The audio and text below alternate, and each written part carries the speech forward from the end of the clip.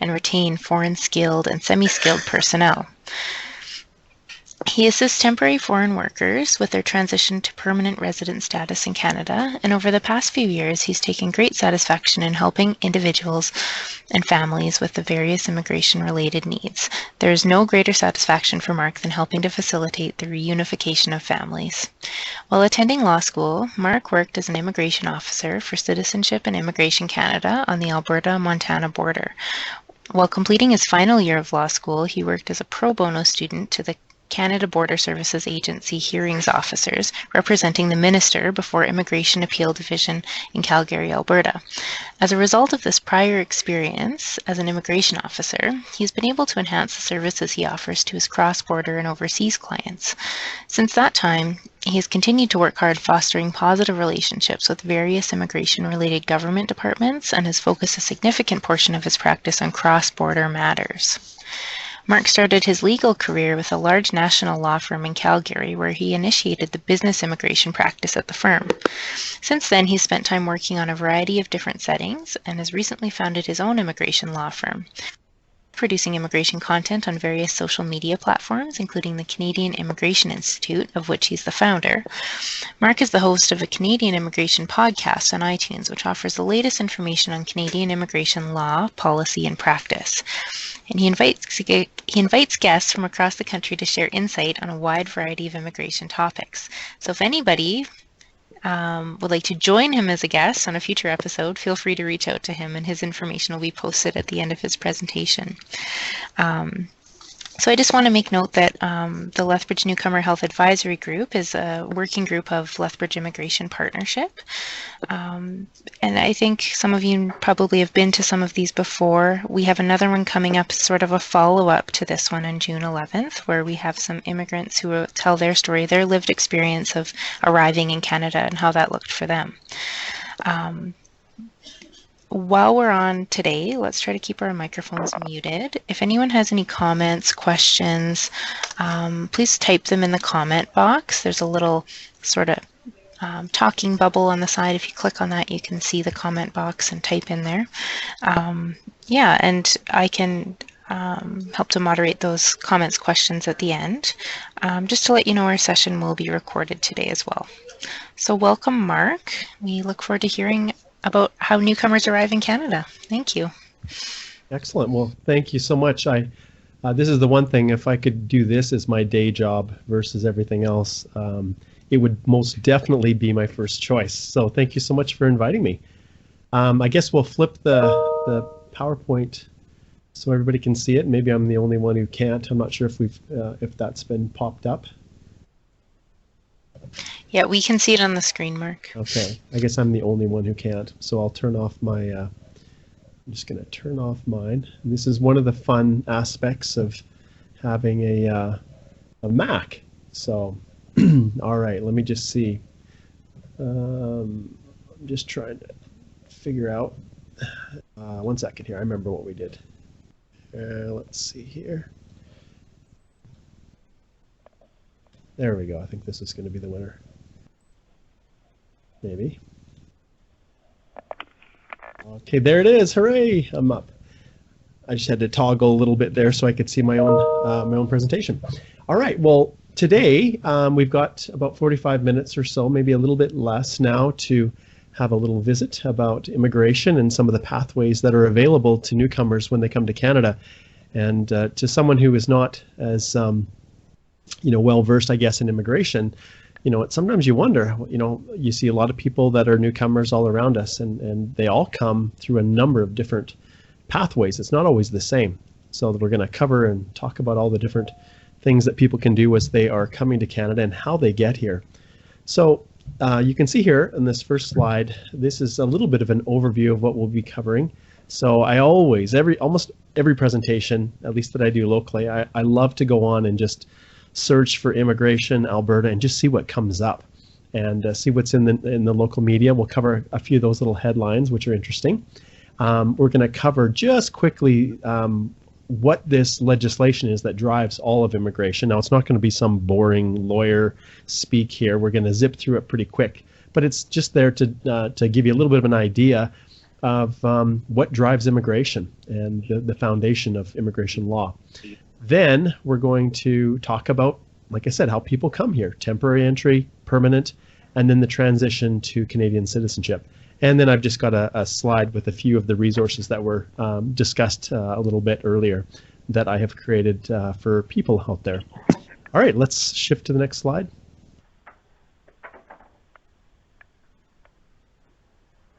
Okay, so if you look through these, some of them you may be able to guess what they are.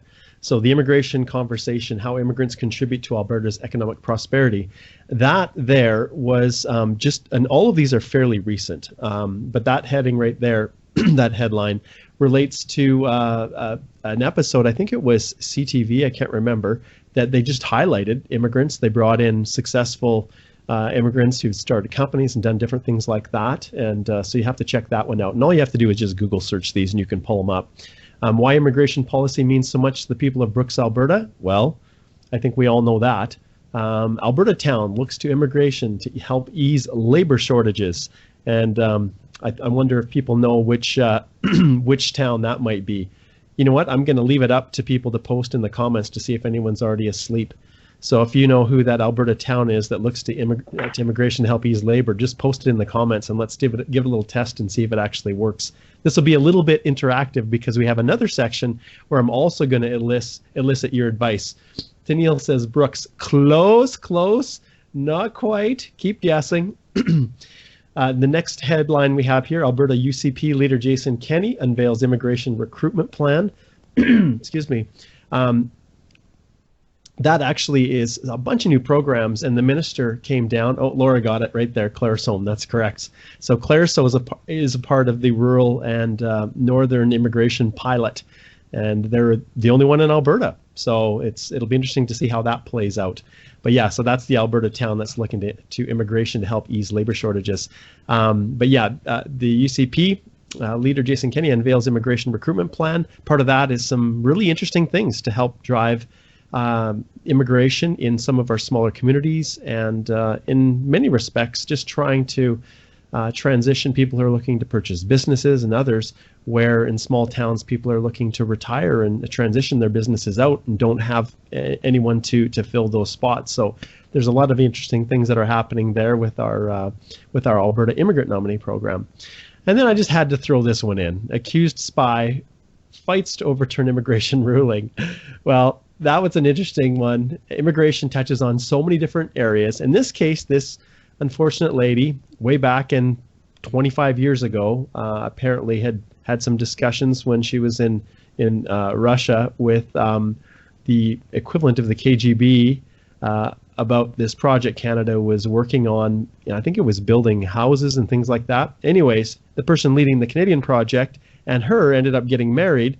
And many years later, he tried to sponsor her, and she was just removed from Canada for espionage, even though she says, what I did was actually helping you guys. So it's an interesting read. You can check that one out.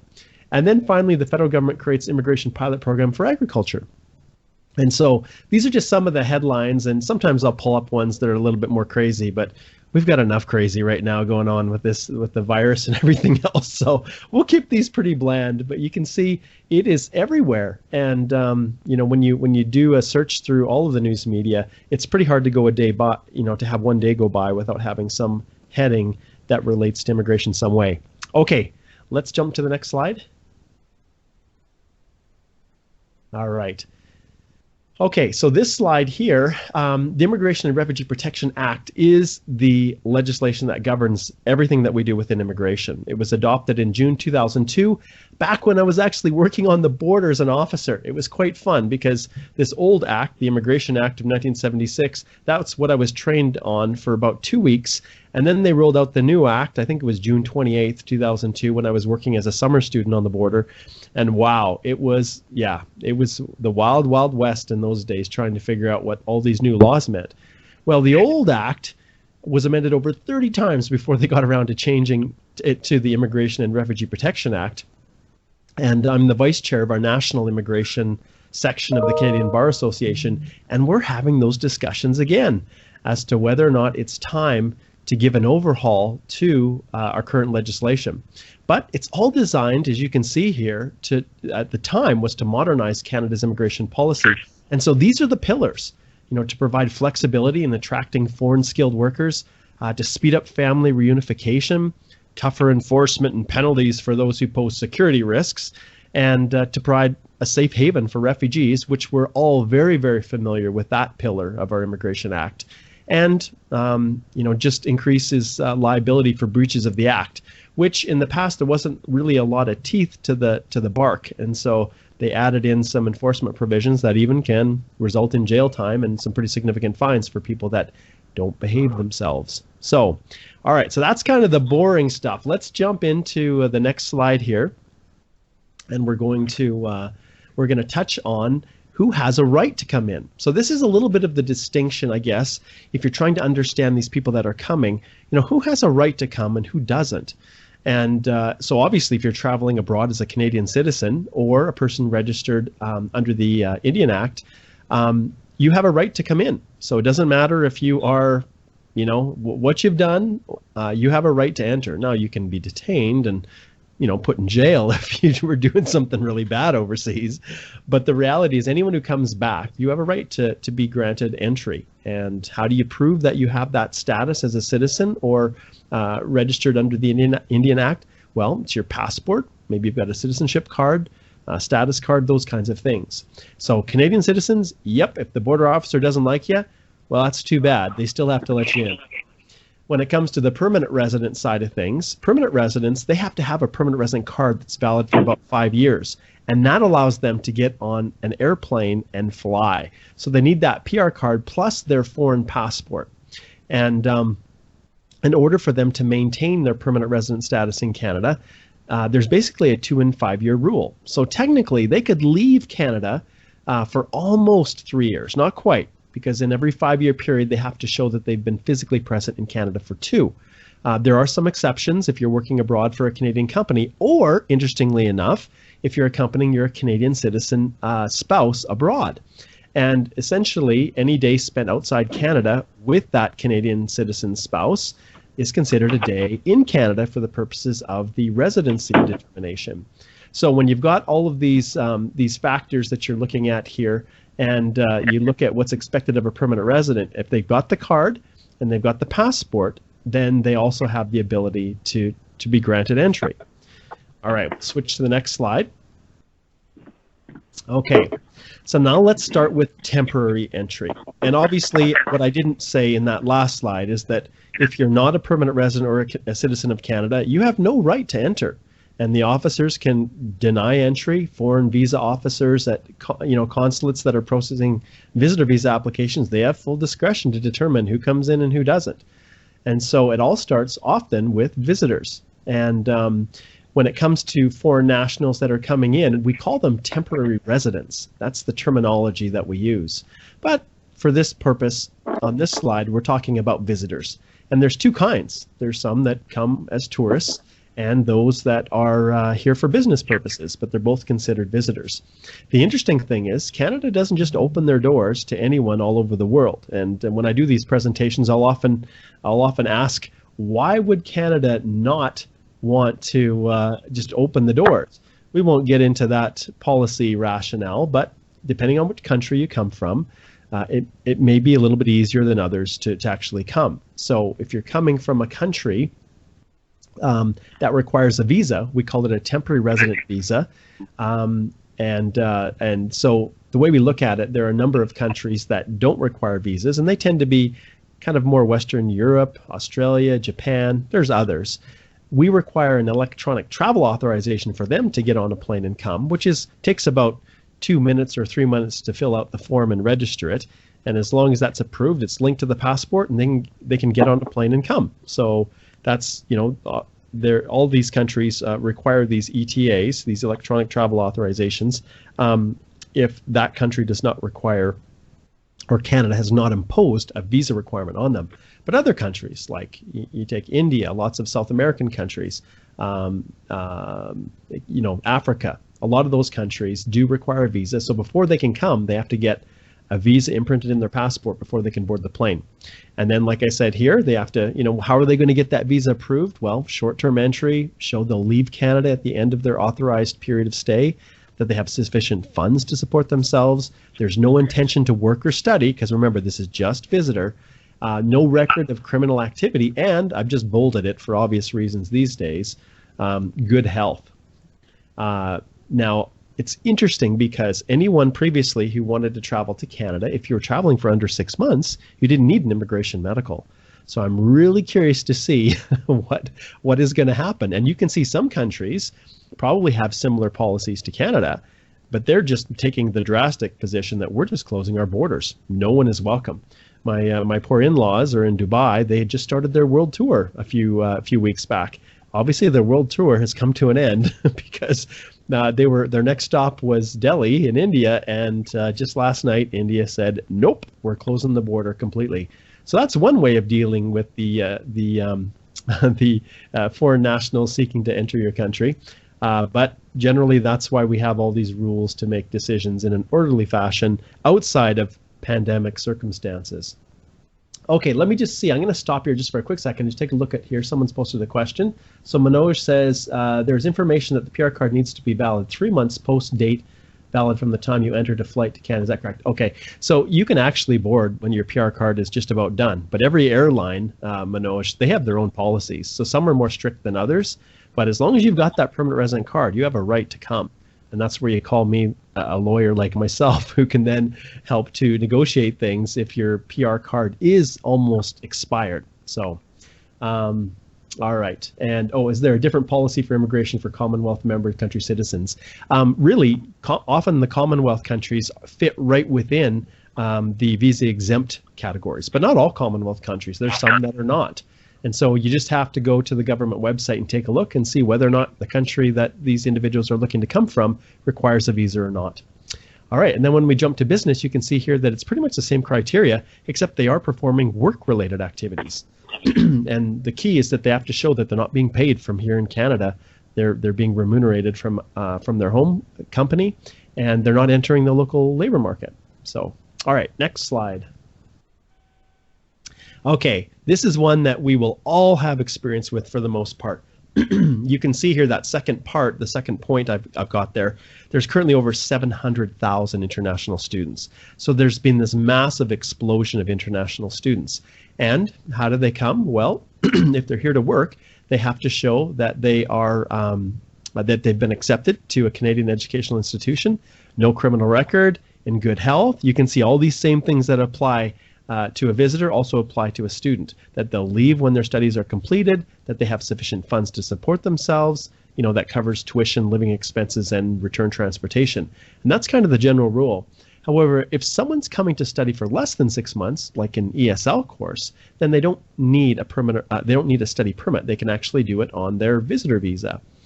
All right, and the other exception is if there's the parent is on a study permit or a work permit, and that minor child that accompanies them, depending upon the circumstances, may also be able to go to school in elementary or high school or middle school without needing a actual study permit. And one thing I'll point out here at the very end is that coming to study in Canada has now become the most important pathway for permanent residence in Canada. And we'll get to why that is in a little bit. All right, next slide. Excuse me. Okay, the worker. Dun, dun, dun, dun.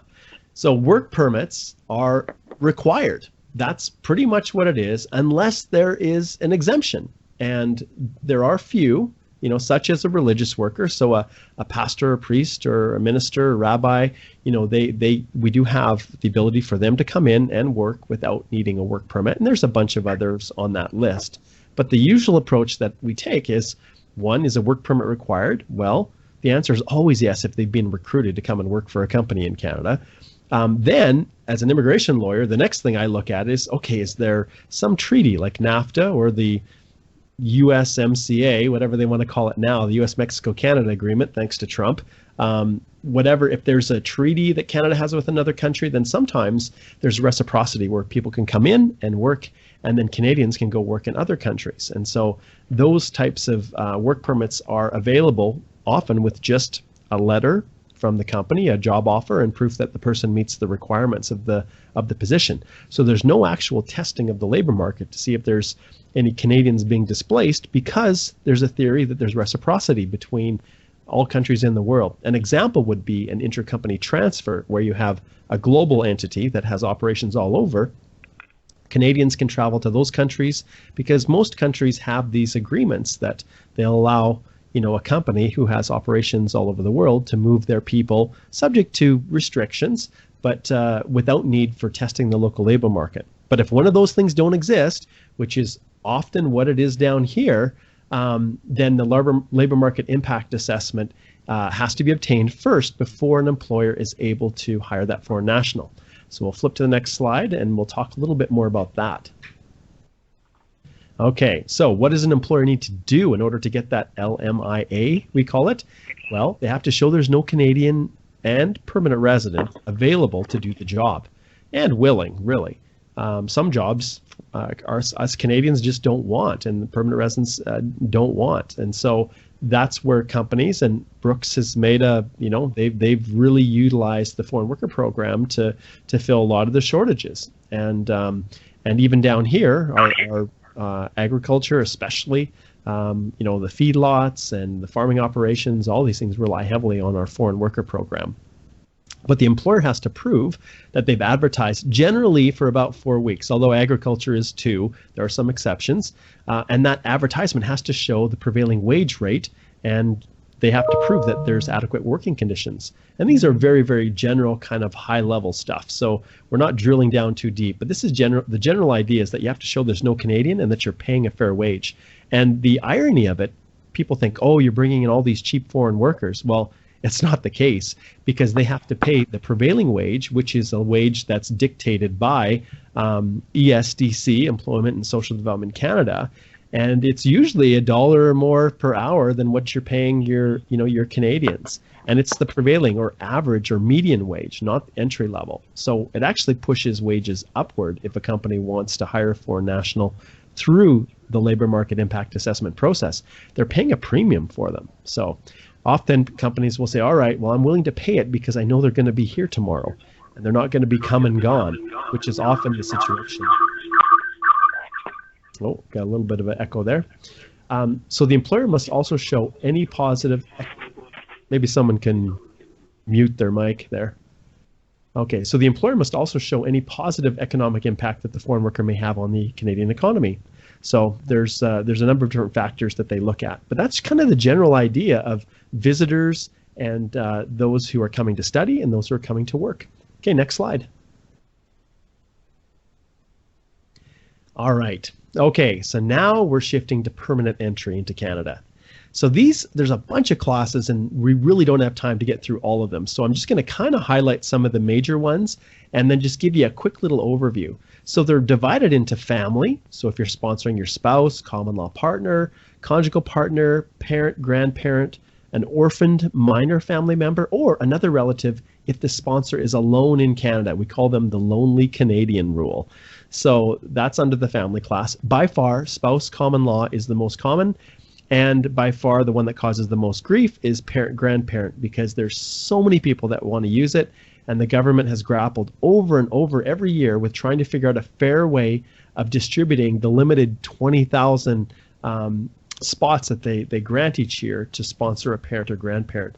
And we don't know what they're doing this year, so we'll see how that plays out. So that's the family class. Then the economic class forms another piece of the pie that they have to divide up.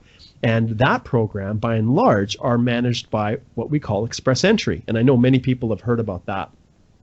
And so when you're going through this process, you can see that express entry actually isn't a program itself. It just manages them. So what are the programs? Well, there's the Federal Skilled Worker Program, which is usually used for skilled workers who are outside of Canada who want to immigrate. The Canadian Experience class is for foreign workers in Canada. And then we have a program even for trade level individuals, because it's not really fair to try to equate or have a person who has, say, a welding degree and have them compete with someone who has a PhD in astrophysics. And so they've created the Federal Skilled Trade Program to recognize that we need trades too. But if we're just trying to have them compete with a regular skilled worker, it's just not fair, because they don't have often the same level of education that our human capital system recognizes. All right, and then the last one is the Provincial Nominee Program. And in Alberta, it's the Alberta Immigrant Nominee Program. So those are the programs, and it's kind of like, for me as an immigration lawyer, it's kind of like a buffet. So I pick and choose which ones I think are the best. All right, then we can just zip through here. There's business class, there's refugee class, which we'll spend a little bit of time on. And then, of course, Quebec has their own deal. So they've got their own gig. All right, next slide. And then these are kind of just some extra ones that they don't form a large portion, but they're new. And you can see the Atlantic Immigration Pilot, that's for the maritime provinces. They have their own program that if an employer can show, that they have shortages, then they can bring a foreign national direct in there without having to really go through all the hoops that they might have to under the other programs. Then, of course, the Rural Northern Immigration Pilot, which Claire Somme is participating in, which is community supported, but it's still somewhat of an employer-driven program. And then the Catch-All, which is the Humanitarian and Compassionate Program, where someone is here, they don't qualify for anything, but there's just enough compassionate and humanitarian reasons that we should let them stay permanently, even though they may not qualify through one of the other programs. Interestingly, they have to be in Canada, and it didn't always used to be that way, but the government a number of years back made that the mandatory requirement. Okay, next slide. Okay, so this is where we're going to have a little bit of fun. So let's start with the family class, and the most common that we talked about was spousal sponsorship. So I'm going to dive in just a little bit, because this is one that you'll probably know people who have sponsored a spouse or have utilized this program. And so let's look at it just a little bit more in depth. So eligibility as a sponsor, you have to be a Canadian citizen or a permanent resident. You can't already be sponsoring someone else. So if you've got multiple people that you want to sponsor that are all spouses, well, you're going to have to choose one. Then you have to be financially capable of supporting someone for 3 years, and that's what we call the undertaking. So once they come, if you discover that they've duped you or tricked you and they weren't really serious about marrying you, they were just using you to get to Canada, the government says, too bad, so sad.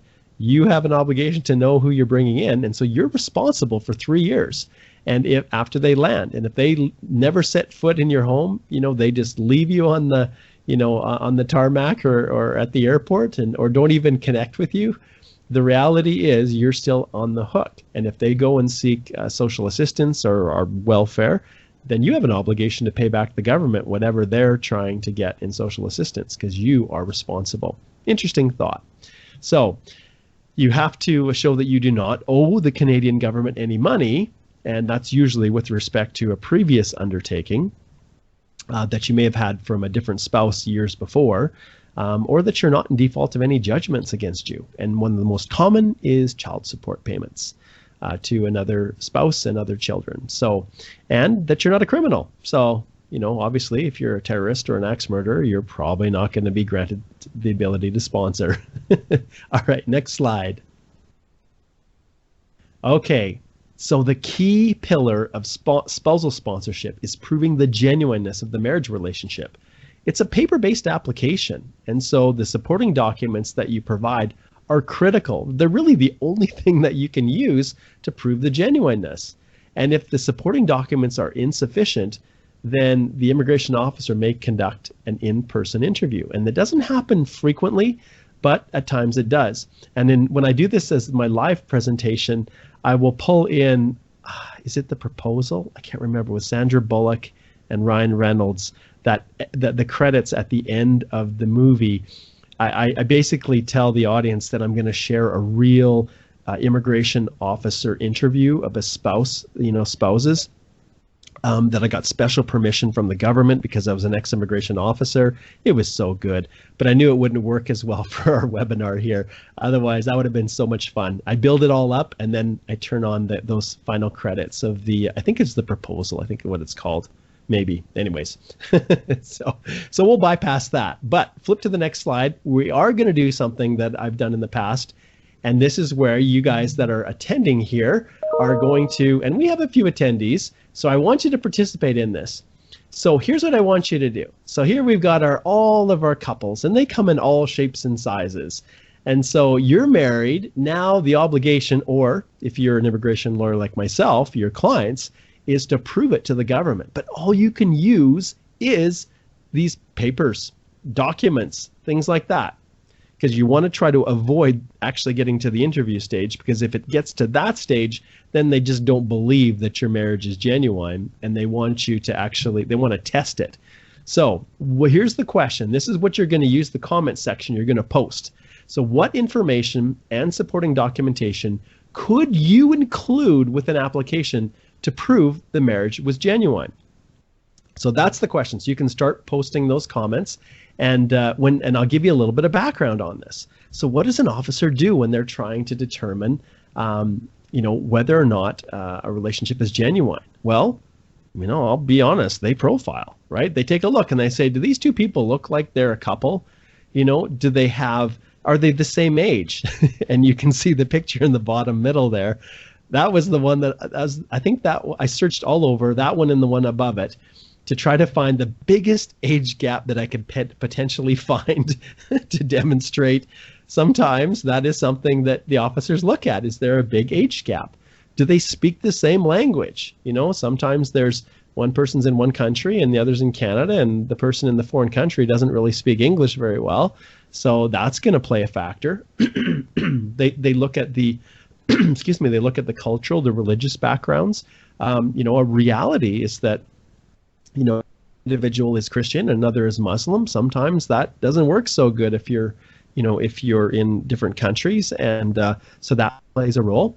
And so you're trying to show that you have a genuine relationship. Now, sometimes, I'll give you a little hint, sometimes, and in many cases, your spouse is already here in Canada, and you have the choice of sponsoring them from within Canada if they're here, or if they're outside of Canada and maybe they needed a visa to come, and the kind officers in the foreign visa offices denied the application because they didn't believe they were a genuine visitor, which in fairness makes sense. If you're married to a Canadian citizen and you're applying to visit them, it's probably, there's a good likelihood that you won't want to go home. And when Canada has an in-Canada sponsorship application, sometimes the visa offices overseas can be jerks, and they will refuse those applications, and then you are stuck apart. So sometimes you're together, which is a lot easier to prove genuineness. Sometimes you're apart. And if you're apart, what do you need to prove? Okay, let's take a look and see what we've got here. So obviously, marriage registration certificate, you bet. That's a great one. I see a lot of marriages. Good. Yep. We definitely need that. I'll give you a heartbreaking one, though. I just assisted some clients with an express entry application, which we'll get to in a little bit. And they got married in the States, but they did not obtain the civil marriage certificate. And this happens sometimes. And instead, they thought that the religious one from their pastor was good enough.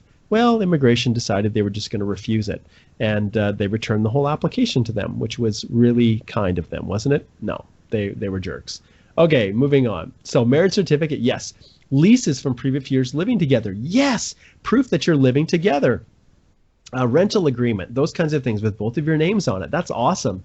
Pictures from the reception and other marriage celebrations, yes. That's exactly the kinds of things that they want to see.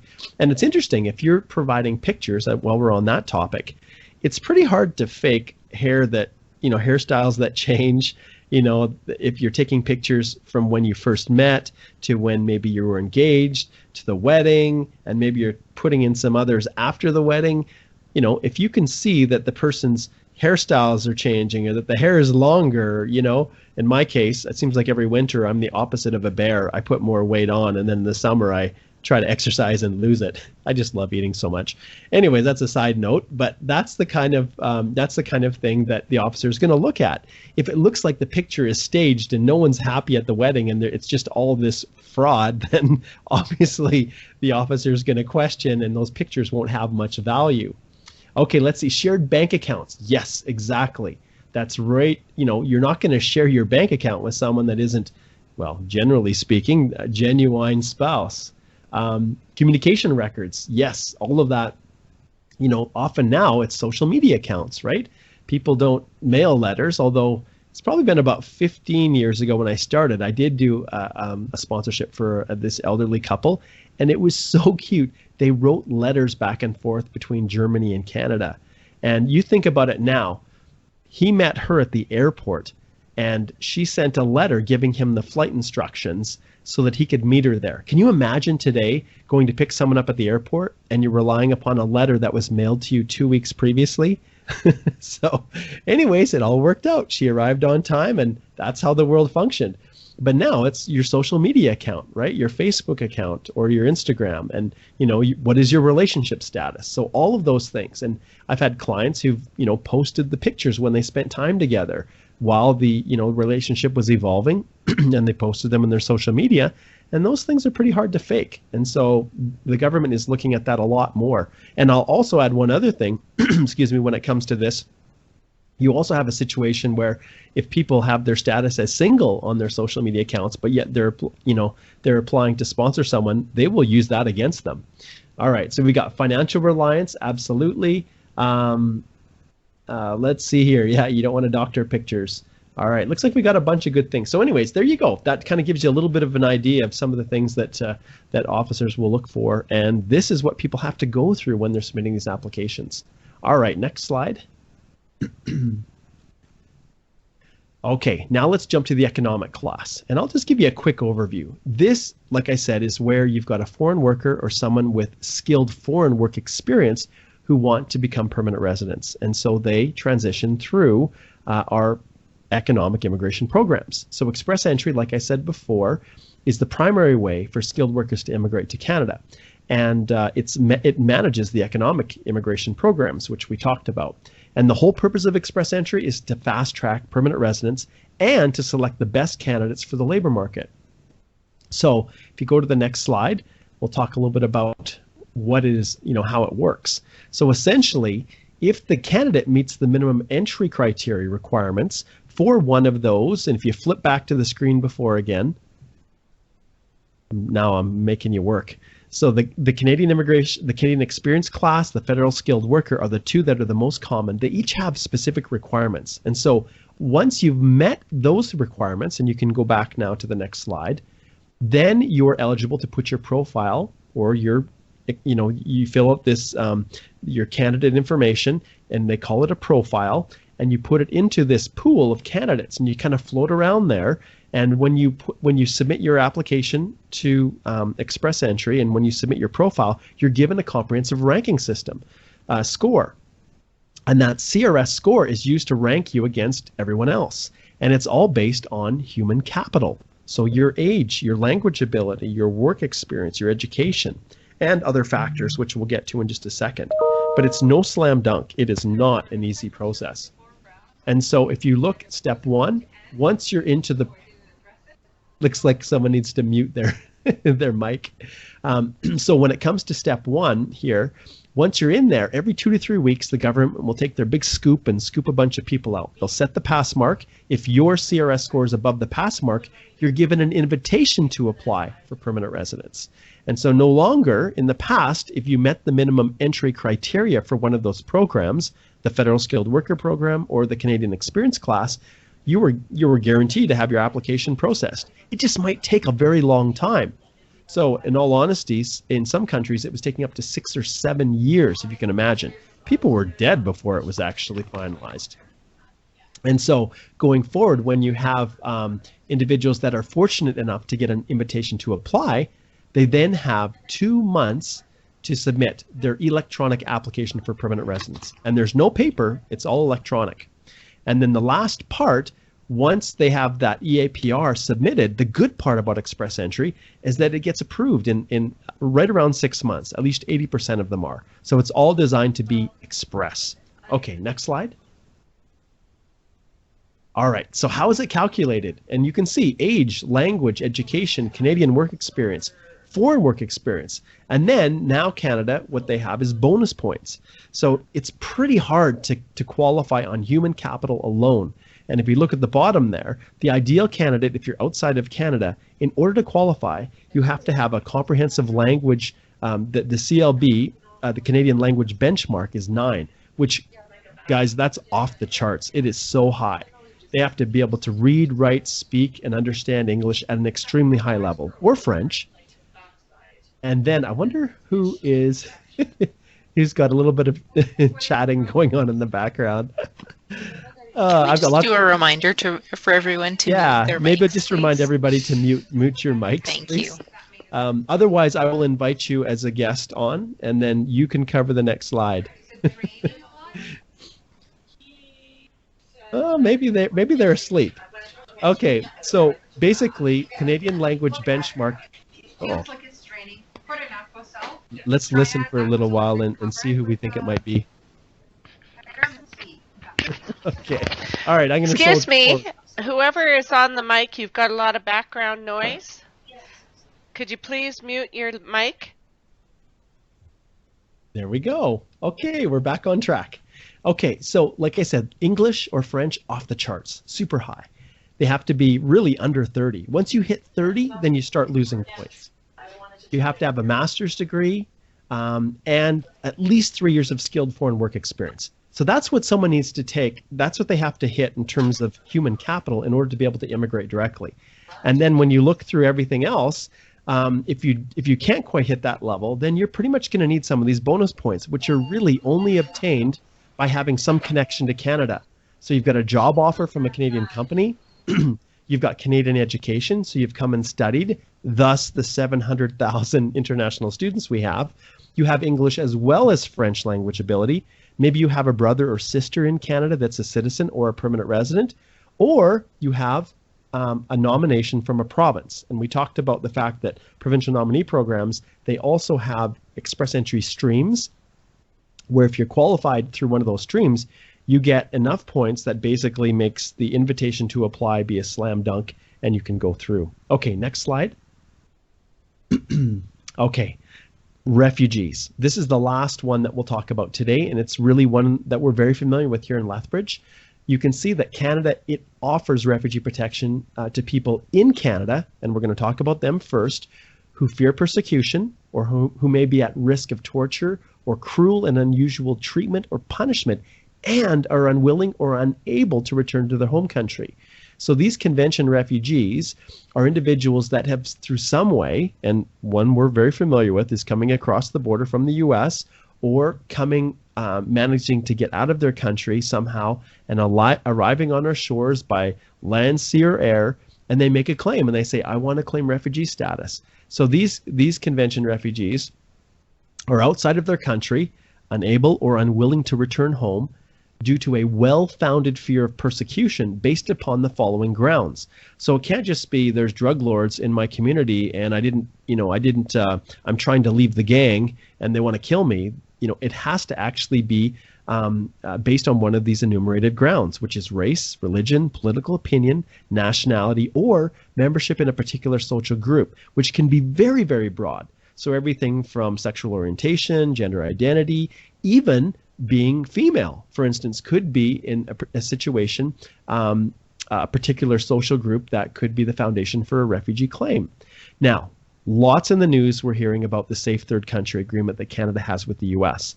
And we basically say if you've come to the US, your obligation is to make a claim there. And if you haven't made that claim there and you come to one of our ports of entry and try to make it in Canada, we can turn you back and say, no, the proper place is for you to do it in the US. But it only applies at designated ports of entry and not other points along the border. Thus, the stream of people coming through the border making refugee claims outside of the ports of entry. And so if we go to the next slide, that's basically what happens when it comes to in Canada, in Canada refugee class. Now, I'm not going to go into any more detail about the Safe Third Country Agreement other than just explaining at a high level how it works. Okay, now settlement. This is what we see in Lethbridge. These are the means by which individuals are able to really be settled that come, like the Bhutanese community. We have a number of the Syrian refugees. By and large, most of them come through one of these programs. And so when it comes to refugee resettlement, IRCC, Immigration, Refugees and Citizenship Canada, relies on the United Nations High Commissioner for Refugees, UNHCR, and other referral organizations and private sponsorship groups to identify and then refer those refugees for resettlement in Canada. And the programs are these. There's the GAR, the PSR, the BVOR, the Government Assisted Refugee Program, private sponsorship, which you may know people that have done that, blended visa office referral. There's a number of different aspects to it, and then a joint assistance sponsorship. So rather than diving deep into these, I'm going to refer you to some of the podcast episodes that I've done on my Canadian Immigration podcast. Episode 29 and 51 are my interview with Ronnalee Carey, a lawyer in Ottawa, who her and a group sponsored some refugees through the private sponsorship.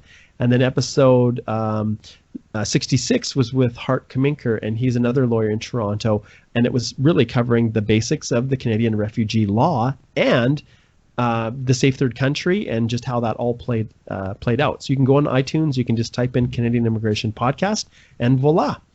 All right, maybe we'll shift to the next slide. All right, last one, Canadian citizenship. So obviously anyone who's born in Canada has a right to Canadian citizenship. If they're born to a parent who's a Canadian citizen, they have a right, and it doesn't have to be both, just one, they have a right to obtain Canadian citizenship. But there are naturalized Canadian citizens, individuals who come as permanent residents and then want to become a citizen. So this is what it takes. One, you need to be a permanent resident. You have to have lived in Canada and being able to prove it at least 3 years in the last 5 years, or 5 years immediately preceding the date that you submit your application. You have to have filed Canadian taxes for 3 years. Now, it doesn't necessarily have to be the full year, but you have to have filed in at least 3 tax years. So you could be hitting the end of 1 year, the full year for another one, and then a part of the third year, but you have to have filed Canadian taxes, which makes sense. If you want to claim a right to Canadian citizenship, well, you need to contribute like the rest of us to the well-being of the country's financial position. You have to be able to speak English or French unless you're 55 years or older. And why do we do that? Well, because parents and grandparents. Often when you're 75, 80 years old and you're sponsored to come to Canada, it's not so easy for you to learn English or French. And for humanitarian and public policy reasons, we allow that discretion. You can't be a criminal, and you have to write a test. So there's a citizenship test that covers a bunch of the areas that you can see on the screen. Rights and responsibilities, how the voting works, about Canada's history, geography, political system. And I just wanted to just identify and clarify as well that the rights of a permanent resident are almost identical to the rights of a Canadian citizen, except the right to vote. All right. Okay, and then the last slide, we'll flip to that. And this is just some additional resources that are available for you to check out if you'd like. So my Canadian Immigration Institute, I've got a website where I've got DIY courses on Canadian immigration, which are constantly evolving. I'm adding more and more to it. Every weekday at noon on Tuesdays, I do a live Q&A just about express entry on my Canadian Immigration Institute Facebook page. And then all of those videos and other videos that I create are spun out to my YouTube channel for the Canadian Immigration Institute.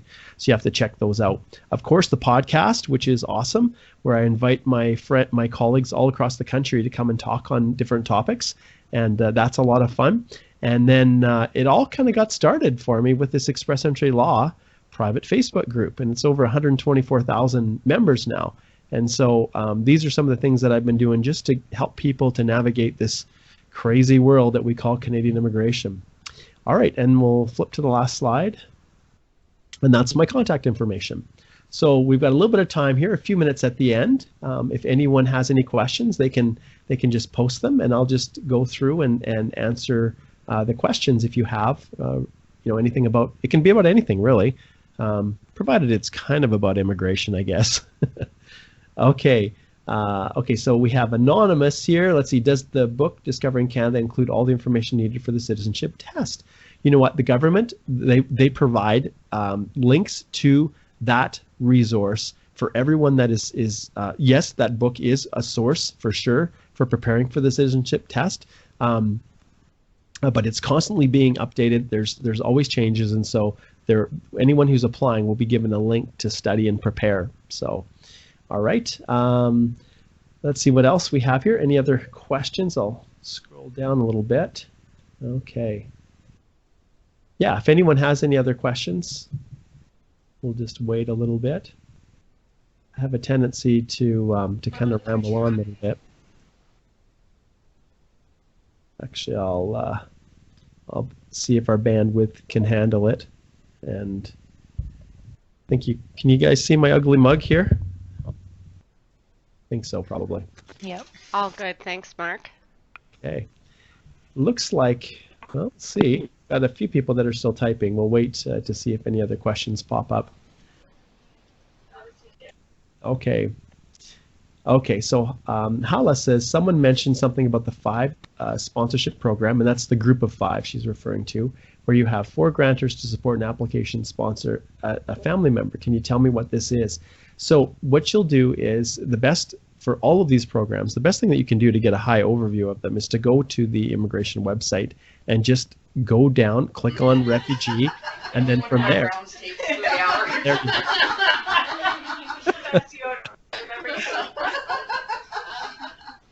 That was really funny. Okay, so basically, Hala, yeah, you can go to the IRCC website and you have the ability to search for Group of 5 sponsorship, and it will give you all of the information that you need and what's required. Family members, yes, there is a potential to be able to go through there, but you almost always have to have support of another agency that works with groups of 5 in order to make sure that that everything's in place when they are being essentially nominated for the purposes of settlement in Canada. So I'd refer you back to that. Okay. Yeah, so that's basically the answer to that question. Any other questions? We've got a few more minutes here. It looked like Manoj had a question. It just says 1,095 days of residency. I'm not sure what that refers to, but maybe you know, Mark. Yeah, so when it comes to the 1,095 days of residency, if we add it up, 3, 6, 9, essentially 365 times 3 is 3 years. So probably what the question relates to is when it comes to proving your residency for permanent residence, for citizenship. Yeah, the 1,095 days of residency is essentially what the test is. So I guess, and this is a good opportunity for me to elaborate a little bit. When it comes to maintaining permanent residency, the rule is 2 and 5 years, and that rule is designed to allow people to come and go. So within a 5-year period, you can travel away for 6 months, come back for 6 months. You can, like I said, you can spend 1 day shy of 3 years outside, come back and stay in Canada for 2 years straight, and then you'd be eligible to maintain your permanent residence. And when it comes time for a permanent residence card to be extended, so they're only 5 years, and they're designed to be 5 years for the simple reason that when you're away for extended periods of time, if you no longer have met your residency, then your PR card's going to have expired and you won't be able to board the plane, and you're going to have lost it. When it comes to this back and forth, when you're in Canada and your permanent resident card is coming near expiry, then you have an obligation to file to extend it. And during that process of the extension, they will ask you to prove through evidence what the days that you've actually been physically present in Canada to maintain it. When it comes to citizenship, it's the same idea. You have to show that you've been physically present in Canada for 3 years in every 5-year period, which is that 1,095 days of residency. And unlike the permanent resident process, where you can be traveling overseas with a Canadian citizen spouse and still count those days as days in Canada for permanent residency, that isn't the case for citizenship. So for citizenship, it doesn't matter if you've been abroad working for a company, if they stationed you outside of Canada, or if you're traveling with a spouse. For citizenship, you're not going to be eligible until you can prove 3 in every 5-year period. Okay, let's see what we have next here. Okay, I am Ruben, and I'm teaching a class to prepare for citizenship test. What would you encourage to be taught, and what resources to use? Oh, interesting. Oh, yeah. Do you know what, Ruben? The slide, maybe we can pop it up a little bit later, again with my email address, but just send me an email address and I can point you to the right location. You should, I'm assuming you're just kind of teaching to help and just prepare folks. The reality is all the resources are online, and it should be very, very accessible. And the key is to teach directly from IRCC's resource material and not waste money on, or accessing other third-party guides. The reality is all the information that's needed is right there in that guide. Okay, Manoj says when someone has been labeled with fraud and banned, okay, that happens for 5 years. And when they reapply after 5 years, does immigration look at the historical record or view the application from a new perspective? Always, always they look back at the historical record. So when there's been a situation where you've been, where misrepresentation has been found and you've received a bar of 5 years, then you have to obtain, when you're applying, you have to put your best foot forward. And they can absolutely look at everything. They can look at the circumstances, and they can use that, and it does color whether or not they will agree to accept whatever it is that you're applying for. And when you're applying to come visit, if there was fraud within a prior visitor application, there's a good chance that even after 5 years that they could refuse it. So, yep, they absolutely do. Okay, and Stasha, thanks for posting my email there. If you have any questions, don't hesitate to send me an email, and I can point you in the right direction. All right, I think we're just about wrapped up here. Maybe there's time for one more question. Manoj says, are they required to explain the reasons of refusal? If I was representing them, absolutely. I would not conceal or hide anything. I would face it front on. I would put my best case forward. And by doing that, the next officer who is looking at it, I want to give them an opportunity to see things through my eyes, not just read what the previous officer said and then rely on that to color their view of the full circumstance. I want to put my best foot forward, and I want to try to explain to the officer what really happened and to try to soften, whatever harmful or negative comments are on the immigration system or the immigration history, of that individual. All right. I think that's it. Does that sound, I think we're at 12:30 here. I think that's just about at the end here. Thank you, Mark. That was really good. Yeah. Well, that was kind of fun. We had lots of people contributing and being a part of the presentation today. Yeah. Awesome. Great. Any further questions? Everyone's good? Yes, part 2, I'm supposed to remind you all.